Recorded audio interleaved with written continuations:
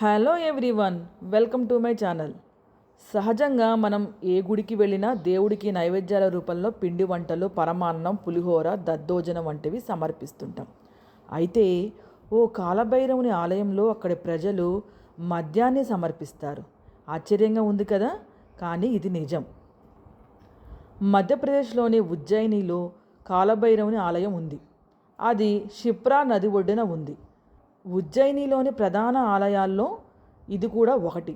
దీంతో ఇక్కడికి నిత్యం ఎంతోమంది భక్తులు వచ్చి తమ మొక్కులు చెల్లించుకుంటారు.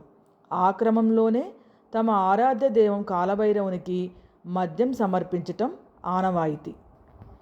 ఈ ఆలయంలో మద్యం సమర్పించటం ఇతరులకు విచిత్రంగా అనిపించినా అక్కడి వారికి అదొక ఆచారంలో భాగం. ఈ ఆలయం వెలుపల కొన్ని దుకాణదారులు పూజా సామాగ్రితో పాటు మద్యం బాటిళ్లను కూడా అందుబాటులో ఉంచి అమ్ముతుంటారు. అలా దేవుడికి పూలు, పండ్లు, కొబ్బరికాయలతో పాటు ఓ మద్యం సీసా సమర్పిస్తారు. ఇక్కడ చెప్పుకోవాల్సిన మరొక విషయం ఏమిటంటే, ఆ ఆలయంలో భక్తులు తీసుకెళ్లే మద్యాన్ని దేవుడు స్వీకరించటం. మొదట అక్కడ పూజారి భక్తులకు అందించే పూజా సామాగ్రితో పాటు మద్యం బాటిల్ను కూడా తీసుకొని పూజలు చేస్తారు. తరువాత ఆ మద్యం సీసాలోని కొంత మొత్తాన్ని గిన్నెలో పోసి దేవుడి పెదాల వద్ద ఉంచుతారు. అప్పుడు విచిత్రంగా ఆ గిన్నెలోని మద్యం కాస్త కనుమరుగవుతుంది. తరువాత మిగిలిన మద్యాన్ని ప్రసాదంగా భక్తులకే తిరిగి ఇస్తారు.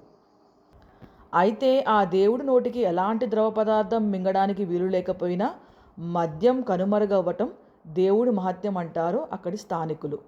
మరోవైపు ప్రధాన పూజారి కాకుండా ఏ ఇతరులైనా మద్యాన్ని దేవుడికి సమర్పించడానికి ప్రయత్నిస్తే అది విఫలమవుతుందని అంటారు.